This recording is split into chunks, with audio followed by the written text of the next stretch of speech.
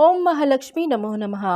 आज के दिन महालक्ष्मी व्रत जो कि 16 दिनों की हमने रखे थे और आज के दिन हम व्रत का उद्यापन करेंगे दोस्तों। और माता लक्ष्मी की कृपा हम सब पे, जिसने भी ये व्रत रखे हैं उनके घर पर तो बरसेगी ही बरसेगी। और जिसने भी विधि विधान से माता लक्ष्मी के जो 16 दिन की सिर्फ पूजा ही की है, उस पर भी माता लक्ष्मी की कृपा सदैव बरसती रहेगी।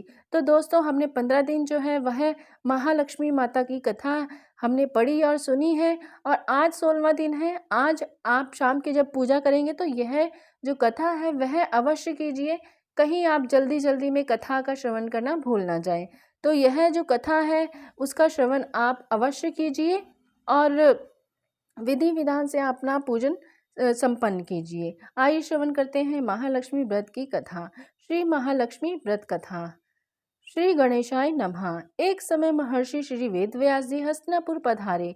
उनका आगमन सुन महाराज धृतराष्ट्र उनको आदर सहित राजमहल में ले गए। स्वर्ण सिंहासन पर विराजमान कर चंद्रोदक ले उनका पूजन किया।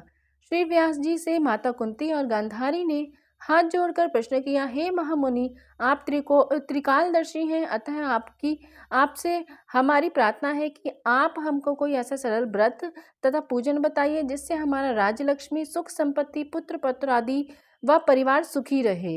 इतना सुन श्री व्यास जी कहने लगे, हम एक ऐसे व्रत का पूजन व वर्णन कहते हैं जिससे सदा लक्ष्मी जी का निवास होकर सुख समृद्धि की वृद्धि होती है। यह श्री महालक्ष्मी का व्रत है, जिसे प्रतिवर्ष अश्विनी कृष्ण अष्टमी को विधिवत किया जाता है। हे महामुनि, इस व्रत की विधि हमें विस्तार पूर्वक बताने की कृपा करें। तब व्यास जी बोले, हे देवी, यह व्रत भाद्रपद शुक्ल अष्टमी से प्रारंभ किया जाता है। इस दिन स्नान करके 16 सूत के धागों का डोरा बनाएं, उसमें 16 गांठ लगाएं, हल्दी से पीला करें। प्रतिदिन 16 दूब व 16 गेहूं डोरी को चढ़ाएं। अश्विन कृष्ण अष्टमी के दिन उपवास रखकर मिट्टी के हाथी पर श्री महालक्ष्मी जी की प्रतिमा स्थापित कर विधि पूर्वक पूजन करें। इस प्रकार श्रद्धा भक्ति सहित महालक्ष्मी जी का पूजन व्रत करने से आप लोगों की राज्य लक्ष्मी में सदा अभिवृद्धि होती रहती है। इस प्रकार व्रत का विधान बताकर श्री वेदव्यास जी अपने आश्रम को प्रस्थान कर गए। इधर समय अनुसार भाद्रपद शुक्ल अष्टमी से गांधारी तथा कुंती अपने अपने महलों में नगर की स्त्रियों सहित व्रत का आरंभ करने लगी। इस प्रकार 15 दिन बीत गए। 16वें दिन अश्विनी कृष्ण अष्टमी के दिन गांधारी ने नगर की सभी प्रतिष्ठित महिलाओं को पूजन के लिए अपने महल में बुलवा लिया। माता कुंती के यहाँ कोई भी महिला पूजन के लिए नहीं आई।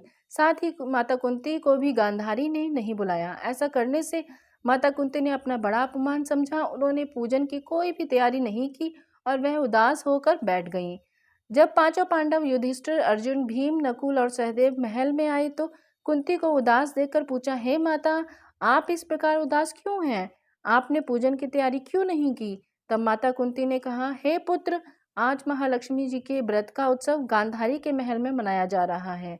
उन्होंने नगर के समस्त महिलाओं को बुला लिया और उसके 100 पुत्रों ने मिट्टी का एक विशाल हाथी बनाया, जिस कारण सभी महिलाएं उस बड़े हाथी का पूजन करने के लिए गांधारी के यहाँ चली गईं, लेकिन मेरे यहाँ नहीं आई। यह सुनकर अर्जुन ने कहा, हे माता, आप पूजन की तैयारी करें और नगर में बुलावा लगवा दें कि हमारे यहाँ स्वर्ग के ऐरावत हाथी की पूजा की हो जाएगी। इस प्रकार कुंती ने नगर में ढिंडोरा पिटवा दिया और पूजा की विशाल तैयारी होने लगी। उधर अर्जुन ने बाण के द्वारा स्वर्ग से ऐरावत हाथी को बुला लिया। इधर सारे नगर में शोर मच गया। कुंती के महल में स्वर्ग से इंद्र का ऐरावत हाथी पृथ्वी पर उतार कर पूजा जाएगा।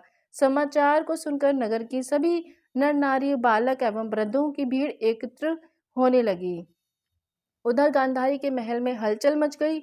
वहां एकत्र हुई सभी महिलाएं अपनी अपनी थालियां लेकर कुंती के महल की ओर जाने लगी। देखते ही देखते कुंती का सारा महल ठसाठस भर गया।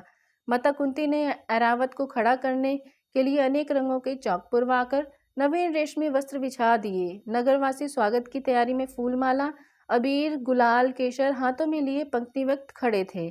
जब स्वर्ग से ऐरावत हाथी पृथ्वी पर उतरने लगा तो उसके आभूषणों की ध्वनि गूंजने लगी। ऐरावत के दर्शन होते ही जय जयकार के नारे लगने लगे। सायंकाल के समय इंद्र का भेजा हुआ हाथी ऐरावत माता कुंती के भवन के चौक में उतर आया, तब सब नर नारियों ने पुष्पमाला, अबीर, गुलाल, केसर आदि सुगंधित पदार्थ चढ़ाकर उसका स्वागत किया। राज्य पुरोहित द्वारा ऐरावत पर महालक्ष्मी जी की मूर्ति स्थापित करके वेद मंत्रोच्चारण द्वारा पूजन किया गया। नगरवासियों ने भी महालक्ष्मी व्रत का पूजन किया। फिर अनेक प्रकार के पकवान लेकर ऐरावत को खिलाया और यमुना का पानी उसे पिलाया गया।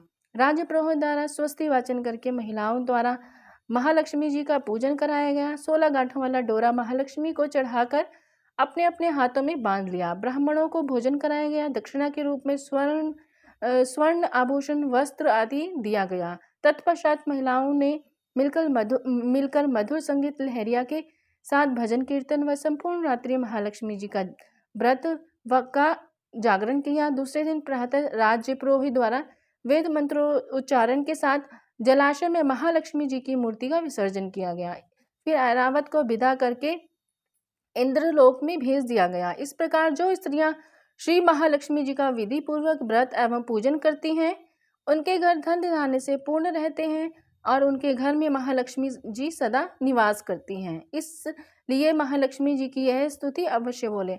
महालक्ष्मी नमस्तुभ्यम नमस्तुभ्यम सुरेश्वरी, हरिप्रिय नमस्तुभ्यम नमस्तुभ्यम दयानिधि। जय महालक्ष्मी।